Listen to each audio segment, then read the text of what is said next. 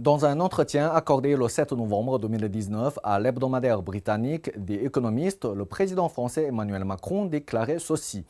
Ce qu'on est en train de vivre, c'est la mort cérébrale de l'OTAN. Vous n'avez aucune coordination de la décision stratégique des États-Unis avec les partenaires de l'OTAN et nous assistons à une agression menée par un autre partenaire, la Turquie, dans une zone où nos intérêts sont en jeu. Il poursuivait en disant que la défense européenne était au bord du précipice et regrettait que le regard des États-Unis se tourne exclusivement vers la Chine en se désolidarisant du projet européen. Enfin, il appelait à la réouverture d'un dialogue franc et viril avec la Russie, dans l'optique de bâtir une nouvelle architecture de défense commune pour l'Europe. Un tableau plutôt sombre de la situation qui a amené de nombreux intellectuels et politiciens occidentaux à se poser la question du bien fondé de l'OTAN, créé dans un contexte de guerre froide pour faire contrepoids au pacte de Varsovie dans le but de protéger l'Europe dite démocratique. Le Figaro, dès 2017, se posait cette question. À quoi sert encore l'OTAN aujourd'hui ?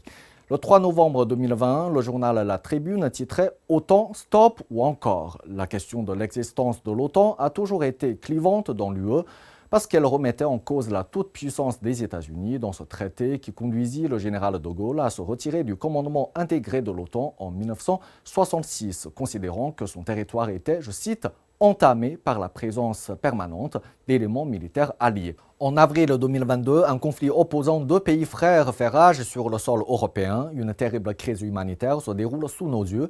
La Russie est ostracisée sur tous les plans et l'OTAN n'a rien du zombie décrit par Emmanuel Macron, bien au contraire.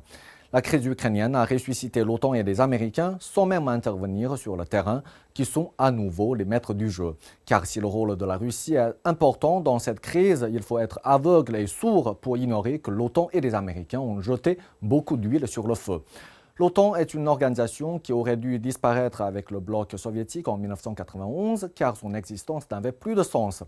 Le pacte de Varsovie était dissous et la Russie ne représentait plus une menace pour qui que ce soit, mais elle a continué à s'étendre d'année en année, grignotant un peu plus de terrain européen jusqu'à atteindre les frontières russes, alors qu'elle prétendait ne jamais vouloir s'avancer vers l'Est et en remettant de plus en plus en cause la souveraineté nationale russe. Le bouclier antimissile installé par l'OTAN en Roumanie en 2016 a toujours été considéré comme une menace par Moscou. L'hypocrisie est toujours de mise puisque l'Ukraine, qui ne fait pas partie de l'OTAN, ne peut pas en pratique recevoir d'armes de la part des alliés. Mais mardi 26 avril, une quarantaine de pays, à l'invitation des États-Unis, se sont réunis sur la base militaire de Ramstein en Allemagne pour renforcer la défense de l'Ukraine, autrement dit pour lui livrer des armes. Mais on nous précise bien que cette réunion ne se fait pas dans le cadre de l'OTAN, même si son secrétaire général, Jens Stoltenberg, y participe. Le porte-parole du Pentagone, John Kirby, a déclaré « L'OTAN, en tant qu'alliance, ne fournit pas d'aide militaire à l'Ukraine, donc ceci n'est pas du tout fait dans le cadre de l'OTAN. » L'art de prendre les gens pour des imbéciles. Il ne fait aucun doute que les États-Unis ont toujours considéré l'Ukraine comme un pion dans le jeu des grandes puissances pour tenter d'atteindre la Russie et qu'ils comptent bien en faire un vassal obéissant. L'aide de l'OTAN n'est jamais anodine et peut se révéler être un cadeau empoisonné. L'OTAN n'a jamais aucune opération militaire en temps de guerre froide. Toutes les guerres, la plupart lancées par les États-Unis, ont lieu après.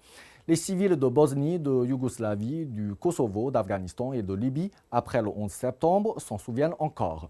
Finalement, l'OTAN est bien ce que les soviétiques dénonçaient il y a 73 ans, un jouet de l'expansionnisme américain et sa responsabilité dans la crise ukrainienne est certaine.